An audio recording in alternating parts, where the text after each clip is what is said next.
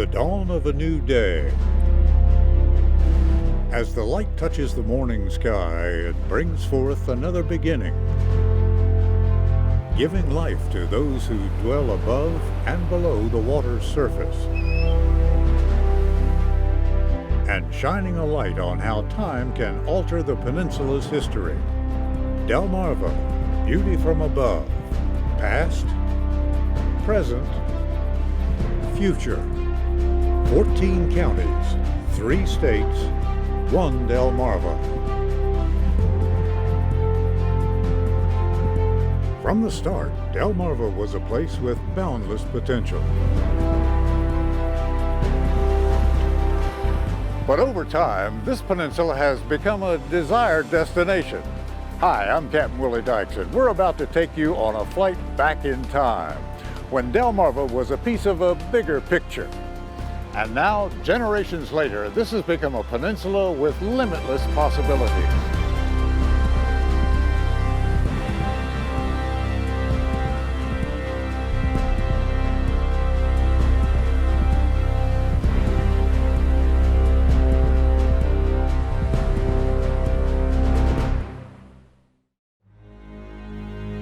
Before everything we know now about this area, the peninsula started on impact. 35 million years ago, a meteor came rushing in, creating a 55-mile-wide crater, forever changing the layout of not only the bay, but rivers, creeks, and soon life begins to take root. Trees start to rise, grass grew around nearby watersheds, and many of these marshlands have been virtually untouched ever since, accommodating all kinds of life. Over the decades, we've found a way to preserve our waterways while getting to the other side. Construction during the 1900s started an historic industrial span across the bay and into the eastern shore. The Chesapeake Bay Bridge in 1952 and its tunnel counterpart in 1964. At the time, it was one of the 7 engineering wonders of the modern world. But it's not the only structure built to piece the peninsula together.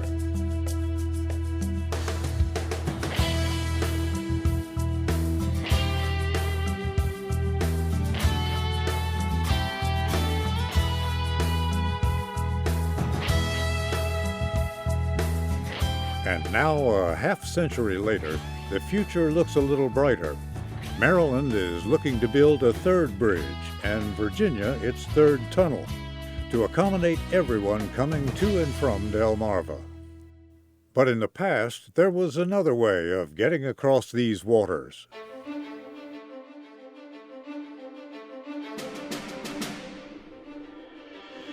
In the early days of civilization, man-made boats were the source of transportation, and Native Americans found that out firsthand.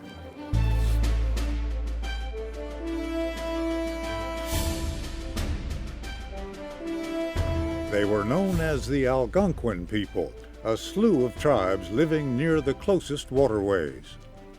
Along the Elk River, the Lenape and Delaware tribes were found mainly throughout the north in counties like Cecil and Newcastle. But many rivers, streams, and creeks were named after the people who depended on them for food and transportation. The Wicomico, the Minokan, the Choptank, and near the heart of the peninsula, on the bank of Delmarva's 3rd longest river, were the Nanticokes. Then, in the early 1600s, the natives met the country's first English explorer. John Smith was 27 when he embarked on an expedition to the Chesapeake region, and after starting the first English settlement at Jamestown, Smith headed out to map the Chesapeake Bay. That's where he ran into over 200 Nanticoke families living along the western shoreline. The largest village was here, what is now known as Vienna, Maryland. And today, the Hansell Reservation is one of the last traces of the Nanticoke people in existence. This brick house is what's left of a building that dates back to the 19th century. But also on the 700 acres is a prehistoric replica homestead, much like the ones the natives used to live in. Groups of people living off the land and the water. From sun up to sundown.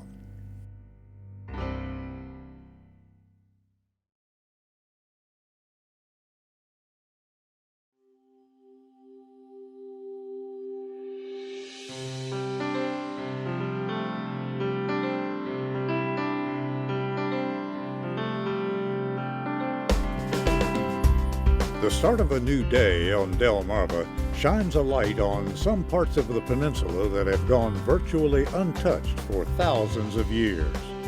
Caroline County has one of the greatest examples of how time can also stand still.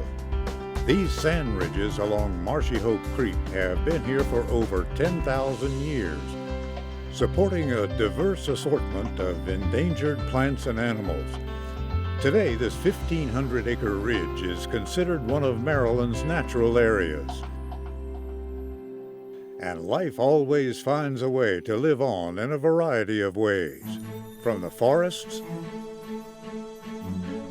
to the fields and even on foot. After John Smith surveyed the area, European settlement spread quickly. Maryland's first settlement was here on Kent Island, and just like in today's society, having your own piece of land was a valuable asset. But it became even more rewarding to know how to use the land and provide a better life. Early Delmarva colonists learned quickly that agriculture would not only feed their family, but become a resource for trade and commerce. And that type of simple living was even more prevalent among the Amish communities. And some of them still live here today in Kent County, Delaware. Strong-willed people dedicated to their farm, their family, and their beliefs. But these are not the only fields that provide a greater purpose. Farming has advanced as technology has grown into a different type of product, solar energy. All across Delmarva, solar farms have set their sights to the skies, making the sun a vital part of taking Delmarva into a sustainable future.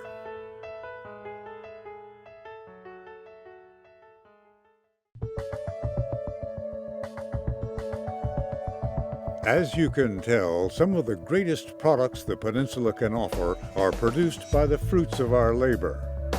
However, a different way of life began to develop on the water. Like the Native Americans, colonists in the 1600s started finding fish and shellfish as a valuable resource. It's a tradition passed on from generation to generation, and every morning before the crack of dawn, watermen pack up and head out on the water, like here in Talbot County. And as they take off into Broad Creek, they hope for the catch of the day. No matter if the season is going well or not, year after year, boatloads of blue crabs are shipped inland, becoming a staple of the eastern shore. And over in Delaware, at the turn of the 18th century, shipments came in a different form. As the Mispillion River snaked in between Kent and Sussex counties, it brought the shipbuilding industry to the town of Milford. This inland port was the ideal source for oak and pine timbers. At one point, 6 shipyards operated here in the downtown area. Today, that operation continues in the port of Salisbury. Piece by piece, commercial ships up to 450 feet in length are assembled along the Wicomico River. And it doesn't take long for these vessels to take their first cruise to the Chesapeake Bay and beyond.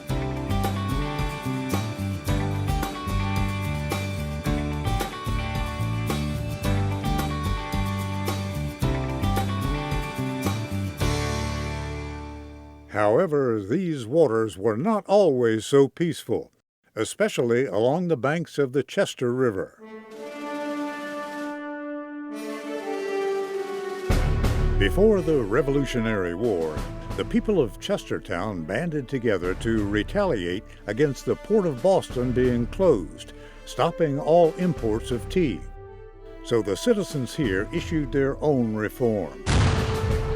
On May 23, 1774, locals boarded the brigantine Geddes to toss its cargo of tea into the river, initiating a break from Britain and the beginning of our independence. A few years later, the British embarked on our northwestern territories with the goal of conquering Philadelphia.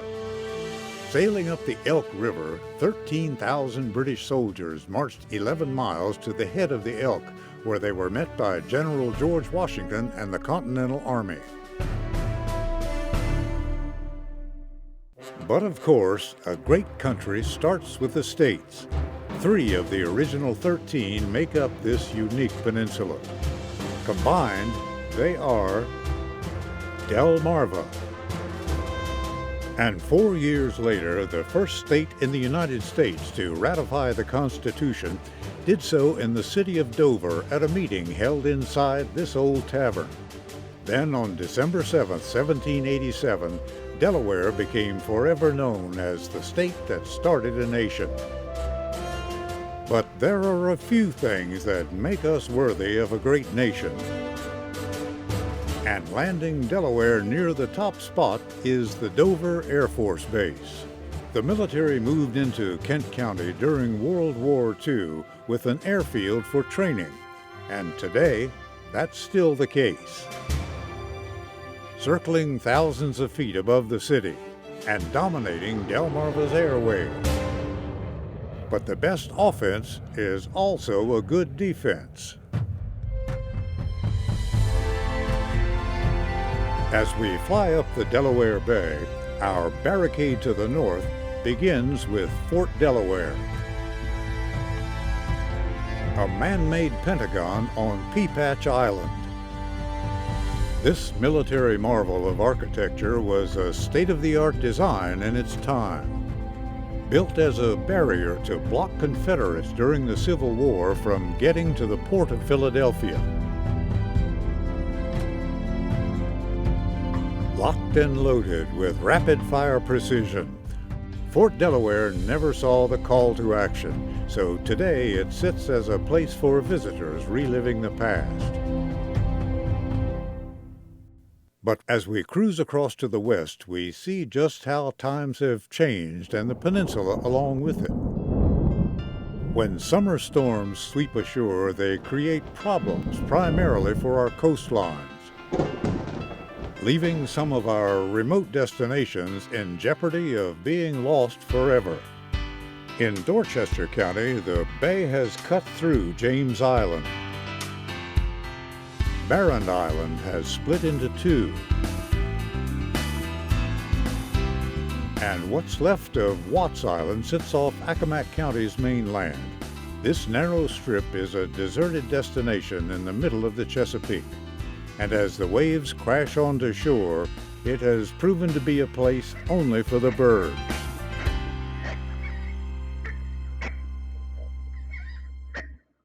On the other hand, there are a few ways we can stop decay in the bay. Backed by popular demand is Poplar Island. The first settlement came to the area in the 1630s, but hundreds of years later, Marylanders began to see the island's erosion was inevitable. With only 5 acres left in 1990, the U.S. Army Corps stepped in to build it back. Using dredge materials from other parts of Maryland, piece by piece, Poplar Island started rising out of the bay. And the proof of having repurposed resources is happening a little further south as well. A fleet of 9 steel warships fall into formation as the Kiptopeke breakwater. The crumbling concrete fleet creates a barrier for the Eastern Shore's coastline, protecting it from further erosion. However, don't count Mother Nature out.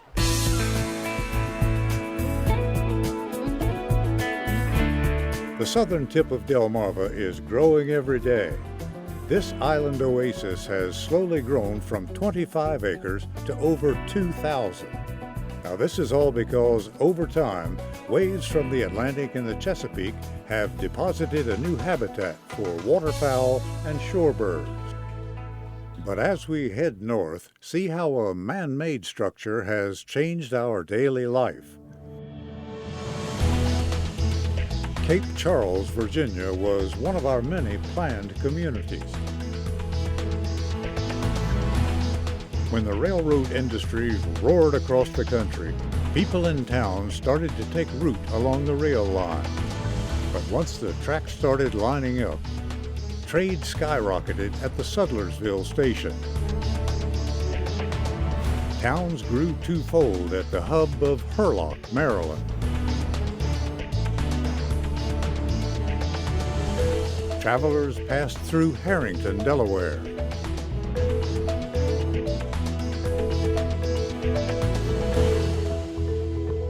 And today, a trail of trains sits in place in Parksley, Virginia. The Eastern Shore Railway Museum, a collection of historic rail memorabilia parked in the heart of town. A glimpse of how people used to get from one place to another by counting the stops along the tracks.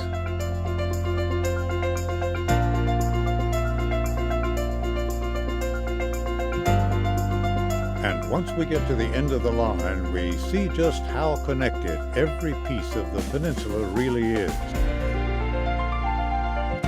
Looking down the tracks, the sun is starting to set, showing Delmarva's true colors and bringing hope for the next day, when we'll shine a light on how generations of boaters were able to get from one shoreline to the next.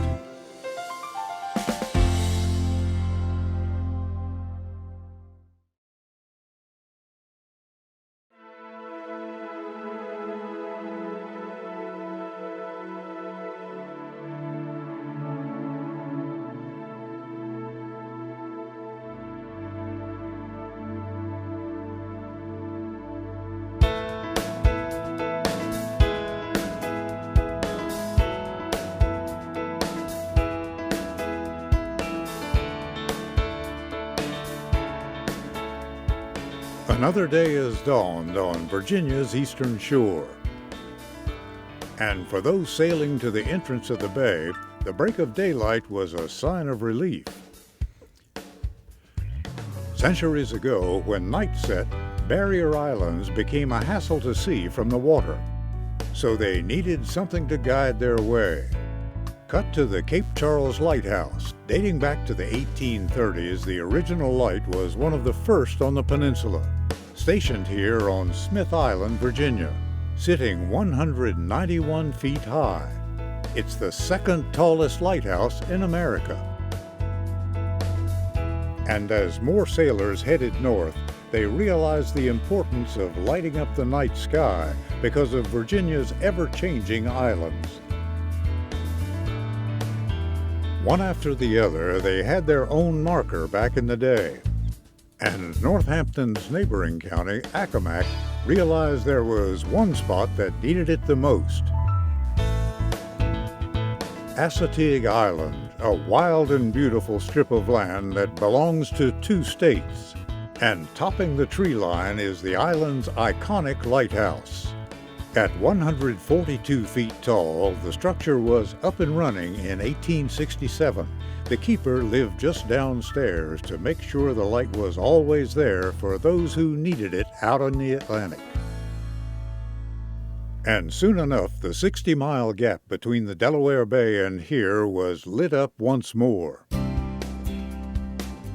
The Fenwick Island Lighthouse marked a shoal that stretched 8 miles to the east, and today it sits as a point of reference between the state of Delaware and Maryland. Further up the coast, 2 more lights helped guide a way into the Delaware Bay, which proved to be a watery grave for hundreds of ships.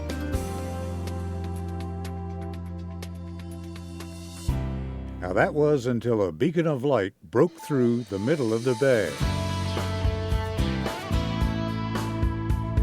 Sitting just 14 feet above a bank below the water's surface and over 3 miles out to sea, this lighthouse was one of the first of its kind.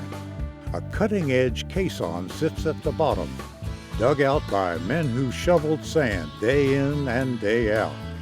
3 years later, the 14-foot bank light was activated for the first time.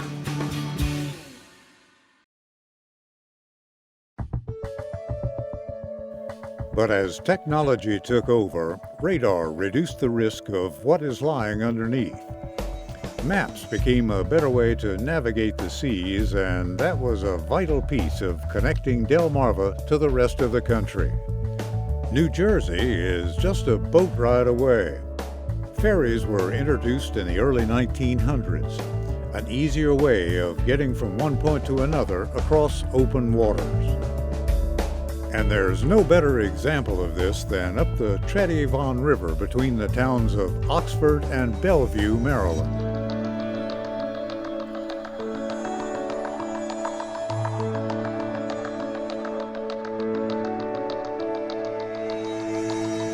As we leave Oxford, we see how the ferry has evolved as technology has changed over time.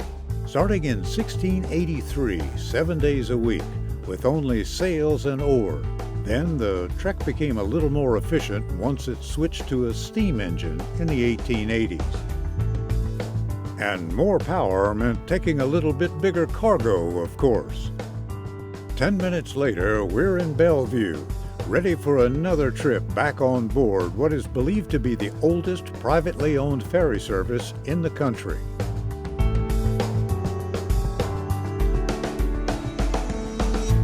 But the biggest ferry on Delmarva sails to and from the first state.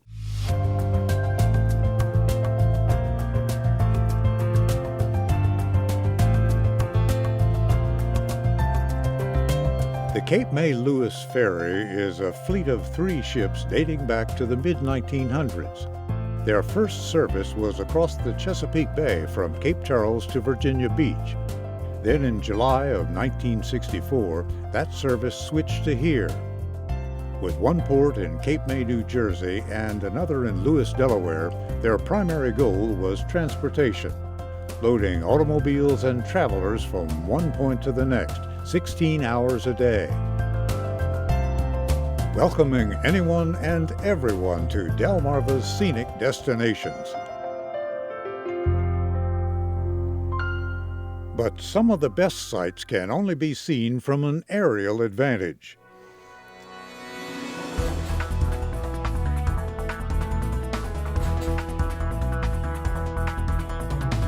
At the turn of the 20th century, the country took to the skies.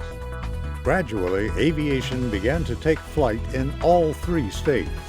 One of the first airports was in the city of Cambridge, supporting all kinds of aircraft, even if it's just for a touch and go.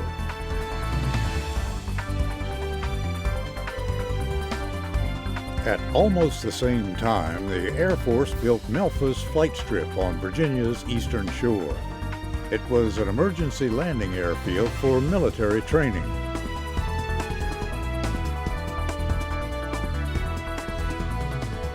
That was until another strip of land was changed for a similar purpose right here on Tangier Island.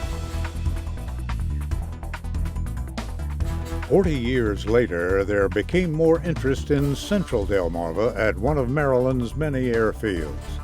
Salisbury Regional Airport regularly takes travelers from all 3 states to Philadelphia and Charlotte, and recently extended runway 1432 to accommodate regional jetliners.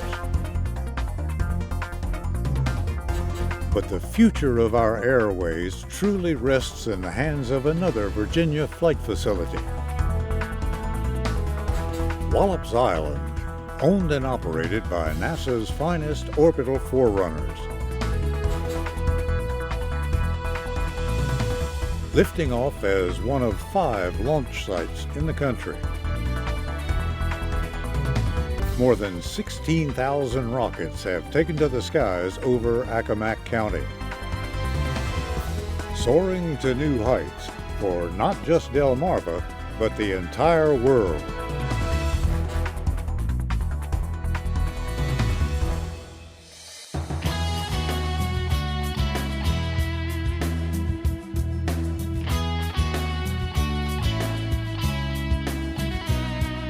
But as the sun sets in the distance, we can see the peninsula is just a small piece of this great nation. The hues of another day have gone by, and while the times may change, Delmarva is still home to those who have made it into what it is today.